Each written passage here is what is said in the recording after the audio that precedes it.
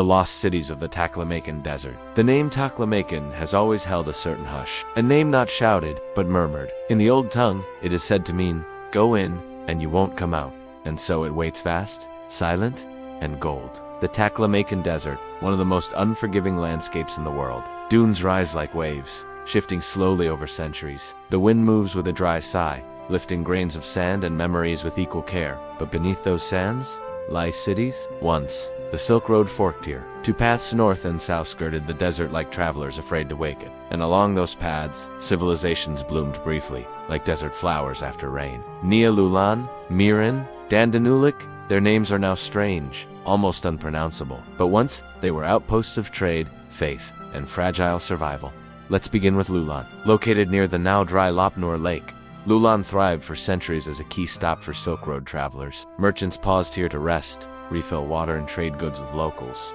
But then, it vanished. By the 4th century CE, Lulan was gone. Not defeated in battle, not buried in ash, but swallowed. The lake dried up, the wind came, and the sand covered what was left. It was until the early 20th century that European explorers like Sven Hedden began to uncover what the desert had taken.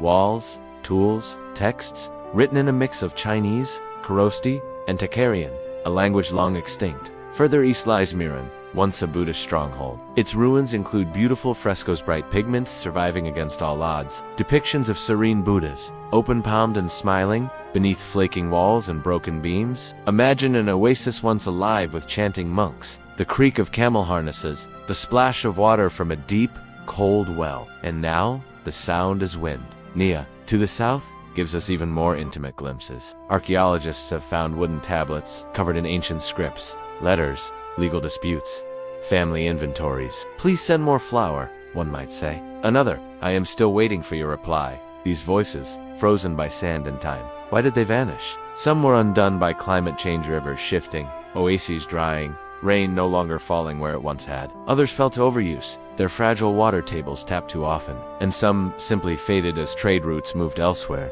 leaving them to decay in silence. There's an eerie kind of peace in that. No last battle, no fire, just the slow, inevitable breath of the desert, reclaiming what was never truly held. And what remains? Faded frescoes, crumbling stupas, a child's shoe, a wooden comb, a letter never sent. They're reminders of how fragile permanence truly is, and how much of human history alike, so many stories is made not of endings, but of quiet disappearances. As we leave the drifting sands behind, we turn now to the oases that didn't vanish. Cities that survived, adapted, and became crossroads of power and luxury.